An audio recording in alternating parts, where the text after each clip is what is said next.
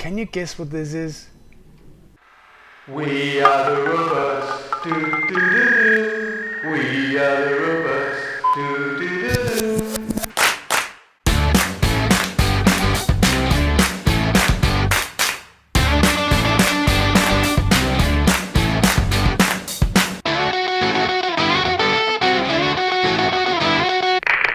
Alright! Hello dudes and dudeses, and welcome to this video with a very weird intro, but I just found out that's what I look like inside, from the bottom. Today we're gonna look at this thing behind me. It's a one-dimensional shulker farm. I have already made one of these and I have made a tutorial. I've even made a tutorial for it. It almost killed me. It was so many blocks. So I'm probably not gonna do a tutorial for this, but this is better in some ways. It has better rates for one thing, and I think it's easier to build because it's more modular. It's smaller and more modular. It's also perhaps a bit more technical, and I'll get into that in a second. So this is the farm, and maybe it looks more complicated than my first one-dimensional shulker farm. It isn't, and it is, but what you can see is that I've encapsulated everything in walls, and the reason for that is that then you don't need to place as many buttons, and walls actually break the shulker bullets. The random shulker bullets that the shulkers fire after they're teleported has been a big issue with this farm, and perhaps it's also an issue with the first farm, even though I did not notice. I've actually been talking to some of the guys in my Discord community, and we talked about how they were, missing minecarts, and probably it was a chunk loading error and something. I'm not sure. I'm thinking now maybe they just got shot by shulker bullets. But what about the rates? I know you want to know the rates, and the rates for this farm is 120 shulker shells plus. That is 2 stacks of shulker shells, 1 stack of shulker boxes per hour. Now, how did we achieve almost double the rates of my first one-dimensional shulker shell farm? Well, we used some of the things we learned in this farm and in the world download. This is actually the same world download, in the same world, so you will get this one and this one as well. And one of the things we found out here is we kind of made a slightly different central chamber, and we took that chamber and put it in here. And also we found out that we need to replace the shulker only when it's actually almost, when it's dead, when it's gone. And that same system we used here, so having the shulker sit very, very close to the water elevator and wait, and then when there's a burnout clock that shows us that there's no shulker up there, then very quickly we will send up another shulker. We used exactly the same in this farm, but there is differences, because in this farm, the two-dimensional, the shulkers are almost immediately transported to the nether. Not so much here, because we still need to transport them from the platforms in here and out of range from the splitting area that is 17 by 17 centered around the central shulker. And I did one thing to achieve more speed, and I'm probably that's a big part of it. In my first one-dimensional farm, these were going like this and back, so you had to double travel with one minecart. Now they're just going back and forth, cutting the time in half that it takes to move a shulker out of the spawning or the splitting area.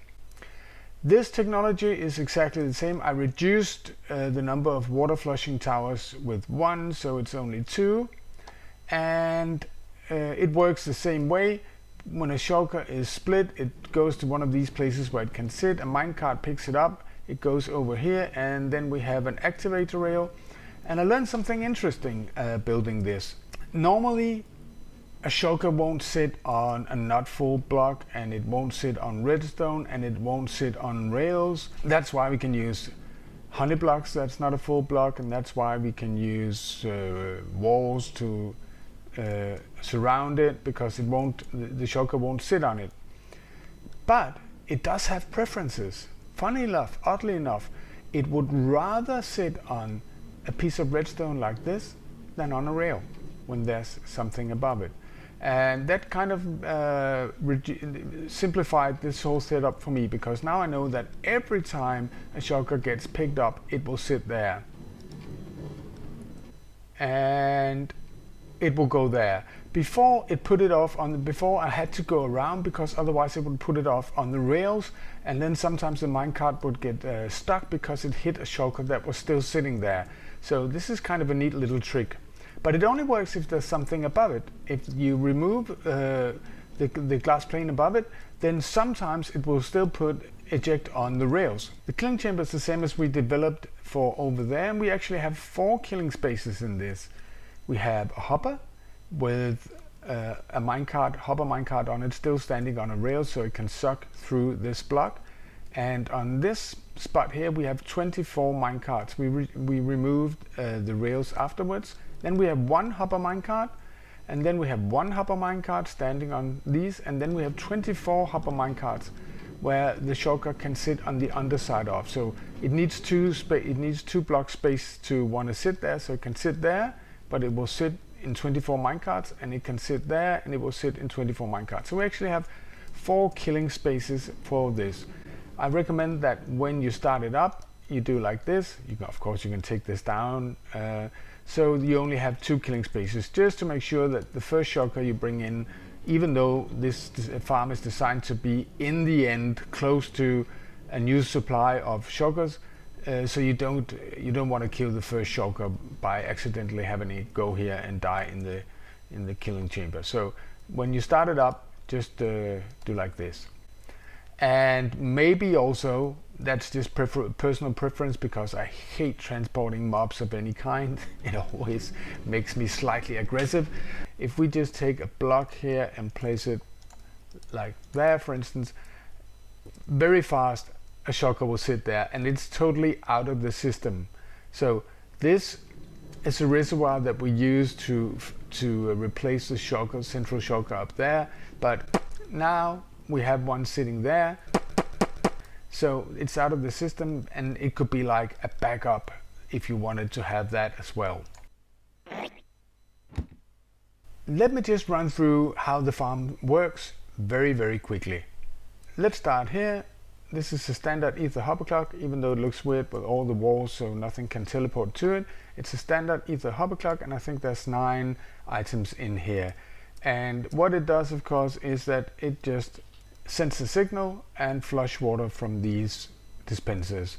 And these water towers are exactly the same as in the first version of my one-dimensional farm. The purpose of this is to flush all the shulkers down, and you will see them sitting there, maybe not going down the first time, but it doesn't matter, because they're out of range from the farm itself, 17 by 17, so they don't slow down the rate when they're sitting here. So they're just getting pushed down and have the option. They always try 5 times to teleport, have the options to go to these spots or these 4 spots, the killing spots right here. And so we always have a reservoir. It can actually get down sometimes to 3 shulkers right here, but then usually there's some sitting right here. So that's exactly the same as in the first one-dimensional farm that I built. And of course, these rails, as I said, it's exactly the same. They go out here, so they are no longer in range of the farm, and they cannot teleport back to the platforms. The only way they can teleport is there. And of course, as I said, this is faster because now there's only one way. They're not going 2 ways, so it's effectively 100% faster getting the shulkers out there, and that of course affects the rates. Let's address the minecart problem, because in this setup there's no minecarts, there's nothing, and the shulkers get teleported to the nether very fast. Not so much here, as I said. They can sit here for a while and they're still aggro, so they will fire off occasionally they will fire off shulker bullets. If we go into the farm, this is what it looks like. and they cannot sit on the walls, but the walls also kill the shulker bullets. And the reason I have glass panes is if I'm not sure it works that way actually, but if you transport mobs usually and they have their line of sight or their heads in the glass pane, they're not able to see the player or get aggressive. And I'm hoping this works the same way. I'm not sure. I haven't been able to read up on it because the line of sight is actually lower.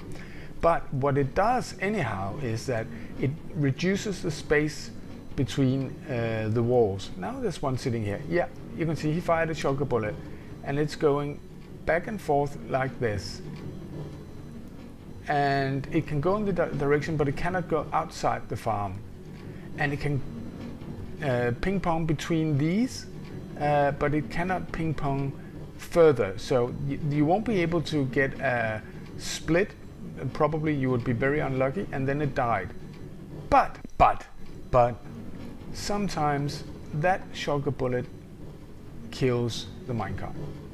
When a minecart is gone, that's really a problem for this farm, because as you probably know, the central shulker is sitting in there, and every time there's another shulker sitting within the 8 block range of him, he will reduce the likelihood of splitting into a new shulker by 20%. And the shulkers will be sitting in there without the minecart and keep on firing and being aggro. Even though they cannot see the snowman, they will still keep on firing and being aggro, and essentially increasing the chances of other minecarts getting hit. So it could really severely damage the farm. In order to avoid that, I made a detection system and a replacement system. And I know some of you are thinking, Fab, what are you thinking? You're all into simple designs. I am, and this looks daunting. I mean, that's a lot of redstone, I suppose, but they're all the same. If we go in here, you can see that I have a detector rail. Every time the minecarts get back, it sends a signal to that row of repeaters right here. And that row of repeaters go out to pulse extender that keeps this torch off. But if the minecart is missing, then it will burn out, it will fire, and in here we have minecarts, so it will turn on, send off another minecart, and the problem will be solved. If you want like 1 or 2 stacks or maybe 3 stacks of shulker boxes in your world, you can do this build. For me, I'm a very slow builder in survival. It will probably take me, when I've gathered the materials, it will probably take me 5 hours to build this. Realistically, with all the things that might go wrong.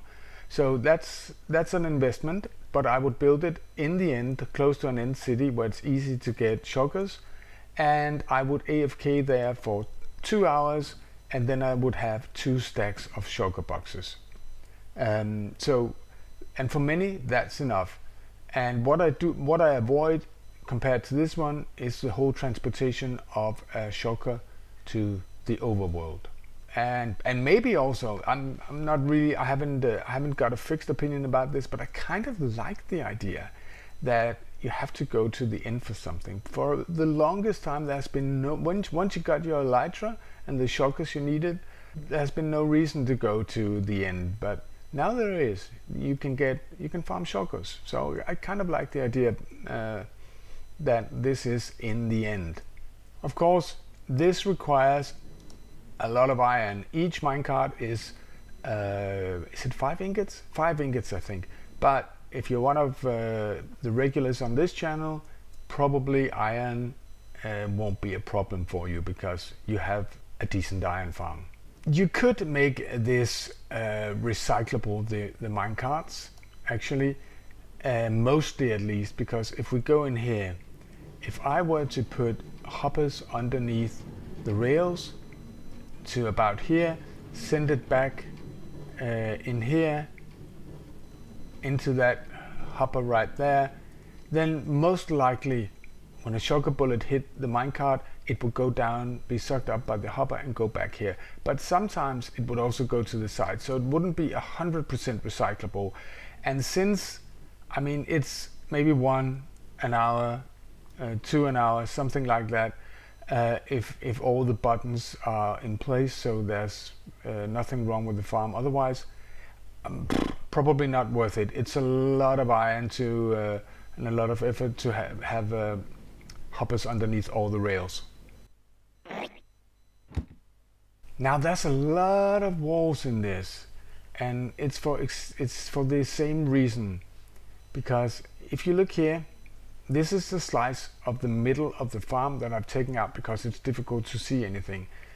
This replacement minecart that goes here also needs to be protected, because sometimes shulker shells will be flying around down here from, even though they're started in there. And if this one is hit, if the replacement minecart is hit, basically the farm will stop working.